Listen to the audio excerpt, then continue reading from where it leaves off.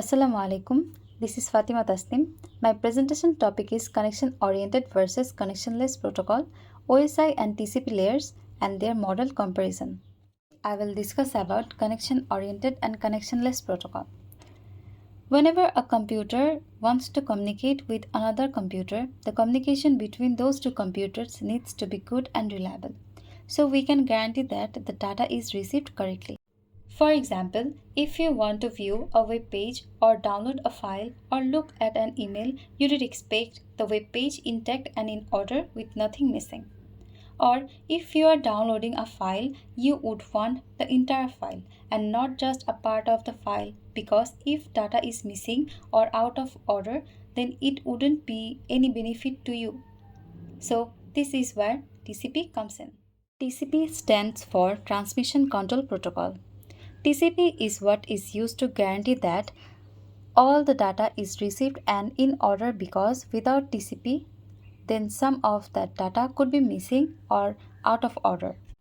Because if you view a web page without TCP, your web page could be all messed up. The image could be missing, or the text could be backward or out of order. Or if you download a file, then you might not get the entire file, or you could get the file out of order, which would be useless.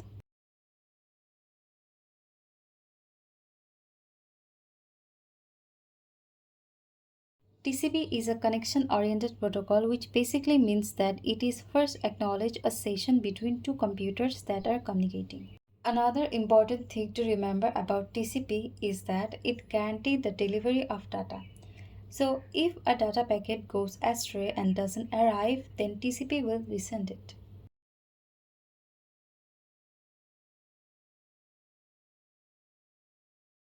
Now we will discuss about connectionless protocol. UDP is very similar to TCP. It is also for sending and receiving data. But the main difference is UDP is connectionless, which means that it does not establish a session and it does not guarantee data delivery. So when a computer sends their data, it doesn't really care if the data is received at the other end. Another point to remember is because of the less overhead that's involved of not guaranteeing data delivery, UDP is faster than TCP. Now my next topic is OSI and TCP layers. When discussing networking, it is handy to have an abstract conception of different types of connections needed in order to successfully complete data transformation. Such a model was developed in order to help troubleshoot network problem, promote conformity among devices, and to simplify the task of writing network protocol. It is known as an open system interconnection or OSI model. OSI model has 7 layers, each describing a different type of connectivity. Those layers are physical layer, data link layer, network layer, transport layer, session layer, presentation layer, and application layer. TCP model is a model of standardized computer networking. As you may know, a network protocol is a set of rules governing how data is exchanged in network. When it comes to a network protocol, TCP is like the official rulebook. It has end-to-end knowledge on how data should be packetized, addressed, transmitted, routed, and received. Without the TCP protocol, most computers would not even know where to begin when it comes to sending your best friend a picture of your cat. TCP has 5 layers: physical layer, data link layer, network layer, transport layer, and application layer. Now the last topic, model comparison. OSI model stands for Open System Interconnection, whereas TCP model stands for Transmission Control Protocol.